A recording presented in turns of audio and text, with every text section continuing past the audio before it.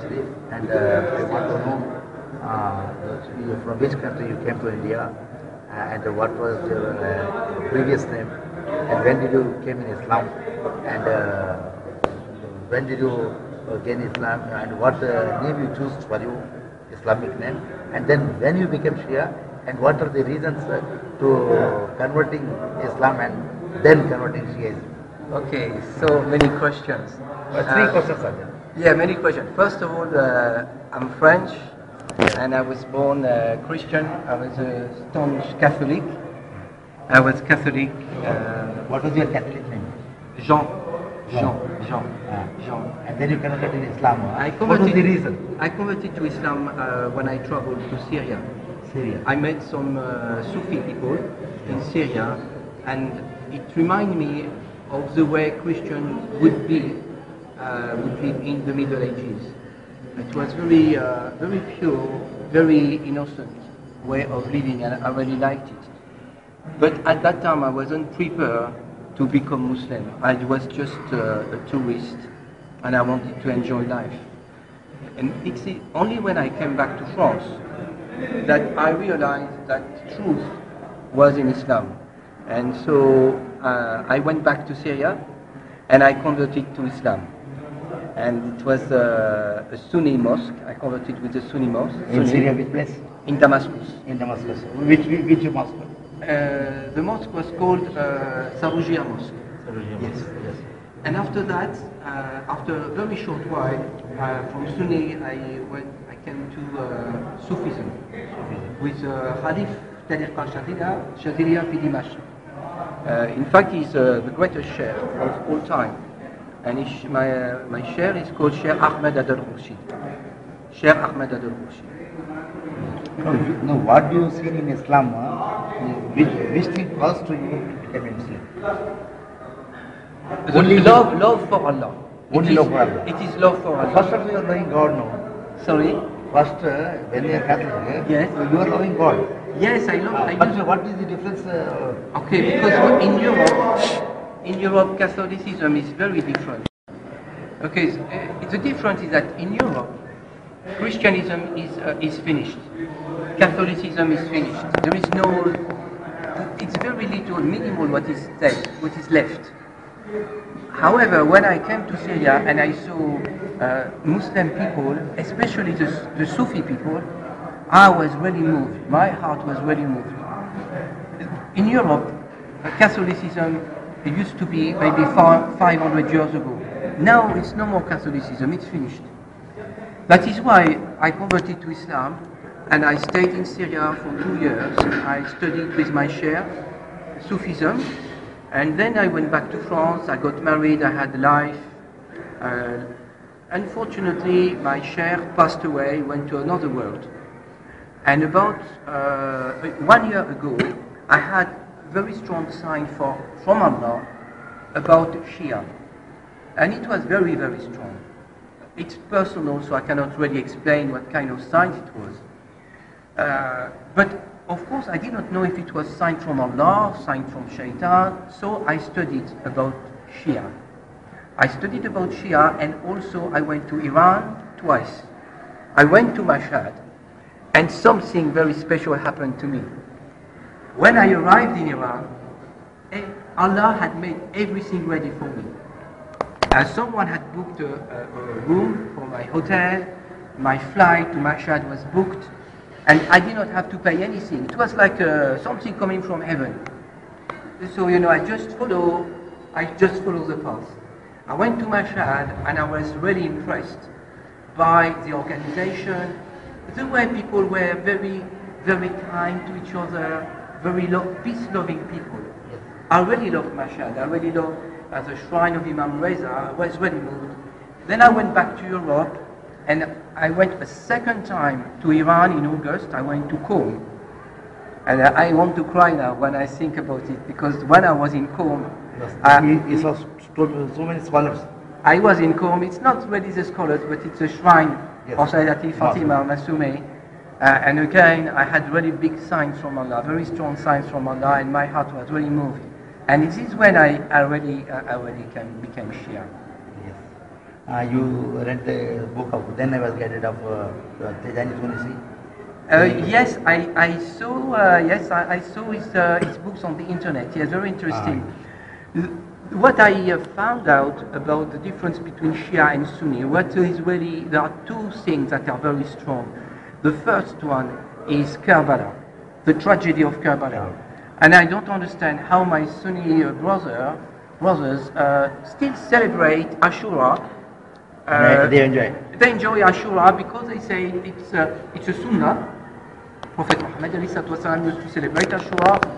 Of course, it was because of what happened to Moses and the Pharaoh. Very different. But of course, Prophet Muhammad ﷺ would not celebrate Ashura, because of Karbala. Of course not. Yes.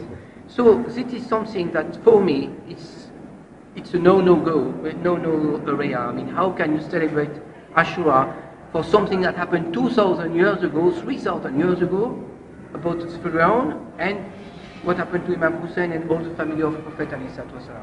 So this is something, that's the first point. The second point I find very, very strong against Sunnism, but it doesn't work, is the way they talk about Sayyidati Fatima, radiallahu anha. They say that they said that Sayyidati Fatima wanted to die because she wanted to meet Prophet Muhammad. But Sayyidati Fatima, she was a mother. When you are a mother, you don't want to die, you want to live for your children. And she was a wife. And when you are a wife, you want to live for your husband. How can you say that she wanted to die? The story of the Sunni says... No, she don't want to die. No, I know, but this is what the Sunni says. Yeah. This is what the Sunni says. The Sunni story is, she was very sad when Prophet Muhammad passed away, ﷺ, and she never smiled anymore. Then, one day, after 6 months, she woke up very smiling, very pleased, very joyful, and people say, what happened? Why you are so happy? And she said that, please put my bed in the middle of the courtyard. She went on her bed, she lay on her bed, and she died.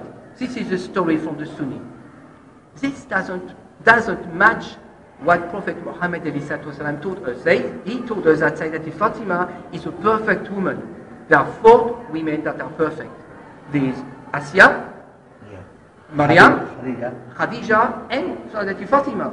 So if Sayyidati Fatima is perfect, how come she forget about her children and her husband? Especially Sayyidati Fatima was an orphan. She lost her mom, and she knows what it is to be an orphan. So she doesn't want that for Zainab, for Hassan, for Hussein. So the story doesn't match the reality. And if you read what the Shia said about the Sayyidati Fatima, then you start to understand that what the Sunni do, they undress Sayyidati Fatima to dress Omar. So for me, there are those two things. He took the fire and wood on his... Yes, exactly, on the house. And also, there is also another thing, is that in Sunnism, we are taught that the 4 caliphs are the same. Abu Bakr, Omar, Osman, Ali, they are at the same level. No, I am sorry, because Sayyidina Ali was born in the Kaaba. Yeah. And when you say that to the Sunni, to my Sunni brother, I say, they don't know. They say, no, yes, yes. If you study, if you check, then you realize it's true. No, but that miracle is not born in Kaaba. The miracle was the wall of the Kaaba was opened for him. I did not know that. That is a miracle, no? I did not know about that. But when he wants to born, her mother gone to Kaaba and told God, oh God, I am the slave of you to help me. Because I am having the pain of delivery, etc. And then when she asked for Allah, that relieve the pain of Allah, and the door has opened, not the door is opened, the side wall has broken. The wall has opened, and still, inshallah, if you go to Kaaba, you can find it at the behind of the door of Kaaba, and you see in the right side, at the corner, this much has opened. And so many kings, they want to remove that, and they want to put something to that to cover it. Yes.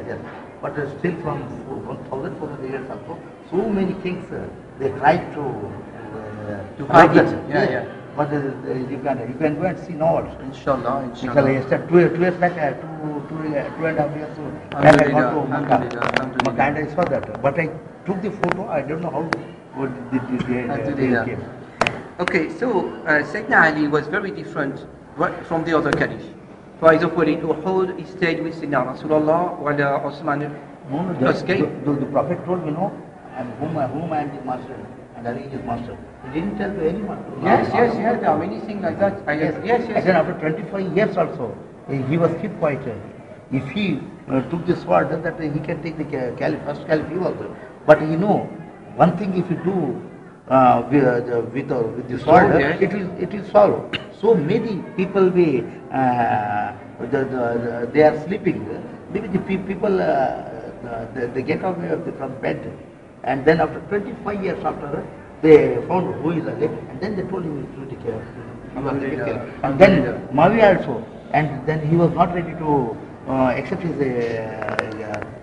caliph and kingdom, and then he was the governor of Syria, and then he told, no, I will not accept your caliph, I am the caliph, and he was the independent caliph of Syria. There, and then the Genghis Siffin was started now. Yes. Genghis Siffin. From yes. War between Ali and Muawiyah. From there, the Sunnism and Shiism spread. Yes. That spread from India, Sunnism and Shiism, Shia Ali. And then it was from at the time of Muawiyah, it spread more. You know, when I was in Qom, something happened. Is that at that time, my sheikh passed away. He passed away.